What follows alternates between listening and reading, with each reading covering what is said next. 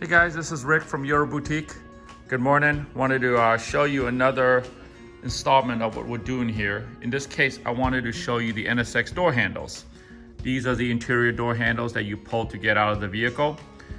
We do a lot of refinishing of this part, and we can also accent and change certain parts of it with different materials. We can do the grip section in leather, for example.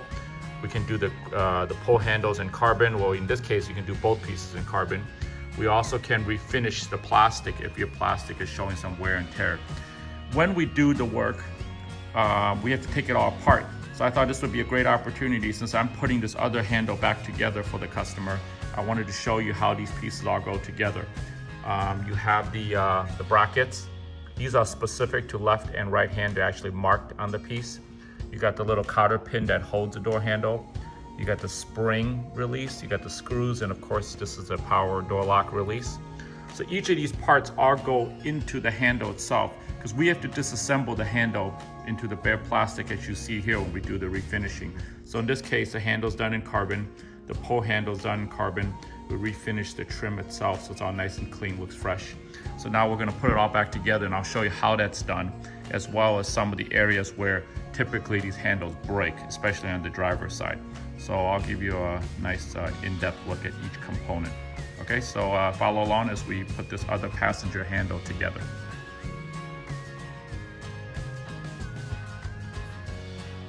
All right guys, so we're on the bench here. I'm gonna show you a couple of things. So this handle has to fit in here. You can see how the shape of it goes in with the handle, right? But obviously it's not gonna fit with this top bracket here. So this top bracket, we're going to remove it. And then to remove it, there's two little screws, right? So we have to unscrew these two little set screws at the bottom and the top. And then it'll fit in here. So we're gonna put it in, and then we're gonna take these out. So the first thing we're gonna do is pop these little things off.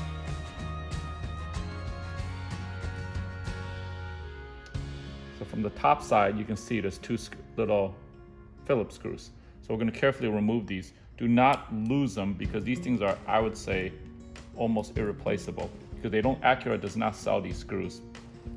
And if you lose one, you're gonna have to go find one. So there's two screws. There's a plastic, so the handle's gonna come off like that. There's a part on the bottom that's a thread, so make sure you don't lose it. You can see the threads in there.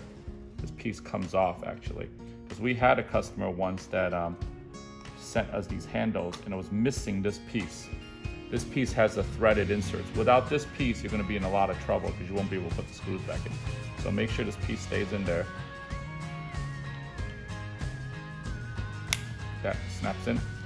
So with the big piece off, you can slide this part in. We don't need to take the bottom one off, and then we're gonna slide the top through there. And when it's through, you can see the screws are on this side. So now we're gonna take this piece that we took off, we're gonna carefully put this back on here. Now, when you guys always see the door handles that break, usually the part that breaks is this top piece. And if it does break, there is a metal replacement version that you can purchase from, I think SOS sells this piece. This piece is actually the metal one, so it's really heavy. So this is the SOS piece. The bottom typically doesn't break because it's just a swing mechanism. There is no load to it. But if for some reason the bottom one breaks, then that means you need to purchase the handles. And I think, again, SOS sells the metal handle replacement, which includes the bottom bracket.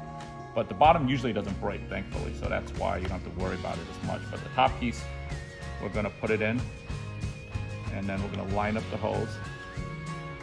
And once you line up, put the screws back in. I like to do this first because I don't want to lose the screws.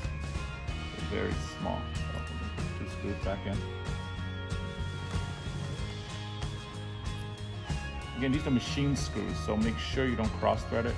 Make sure it's in nice and slow. I don't like to use a power screwdriver for this kind of stuff, because I like to feel it with my hand. So now I know it's in, then tighten it. So that's your two screws. Now when both are in, now you can see the handle kind of swings. It won't no longer fall out. So when you get to this position, there's two cotter pins that hold the assembly in place. There's one on the bottom, there's one at the top. The way this works is these cotter pins, they have a little indentation in the middle. This indentation is held in by a C-clip. So the C-clip is gonna snap in here after we put the handle in. So up here at the top is a pivot point. We're gonna insert this thing in here. You gotta kind of line it up so that the handle goes in. It's a little tight. There we go.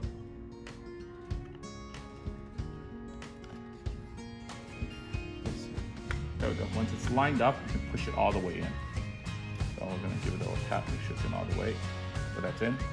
So once it's in there, now the handle will pivot and it will no longer slide out. To ensure this thing doesn't fall out, now we're gonna take that C-clip with that indentation. So we're gonna put it in here like this. I like to hold it with the little pliers. And then we're gonna slide this thing in right where the little cutout is. Now this part, be careful, because if you push too hard the wrong way, the C-clip will go flying. So you should push it hard until it snaps in. Make sure it doesn't fly away.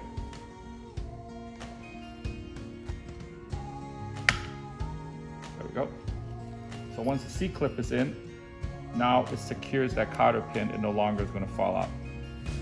Okay, so you're going to do the same for the bottom. You're going to put the cotter pin at the bottom. But I want to show you two other things before we get there.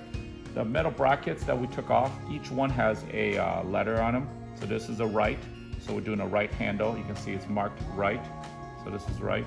So there's two of these brackets. This one goes in, I believe, no, let's see. The top one goes here. Oh, I'm sorry, I got it all mixed up. I'm looking at it upside down. So this is the top bracket. So this one goes in there. Let's see if my screw is right.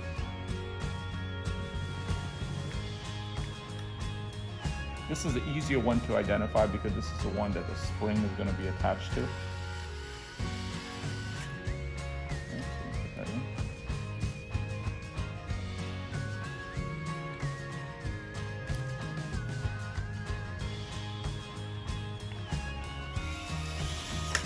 Okay.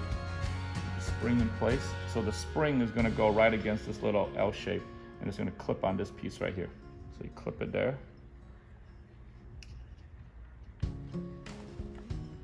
And you're going to attach it to this side, there. So when this is attached, when you pull on it, you can see the spring is pulling it back. That's how the handles work. So this is usually the part that breaks, again, up here. This little hole, if you're wondering, this hole attaches to your door cable. That's how it pulls the cable to open the door. So we're going to leave that untouched right now. We want to put the bottom one in. So the bottom bracket goes in as such, like this. So again, 2 more Phillips screws.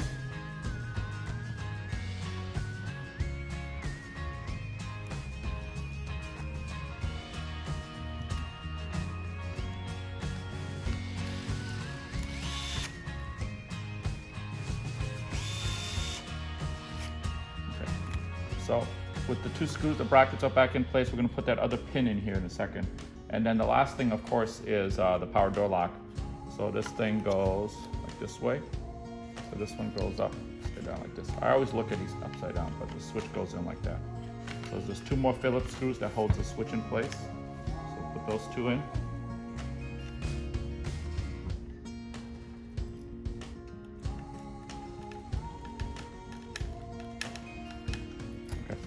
So with that, your 2 handles are done. This is your driver's side, driver's side and passenger side, so you can see what they look like. So if you guys have questions, let us know. But hopefully this was helpful for those of you that have broken door handles, or if you wish to send your door handles in for us to refinish. Again, we can do this part in leather, we can do this part in leather, but usually we do this in carbon. This can be done in hand-stitched alcantara or any type of leather materials you want. All right, thanks for watching.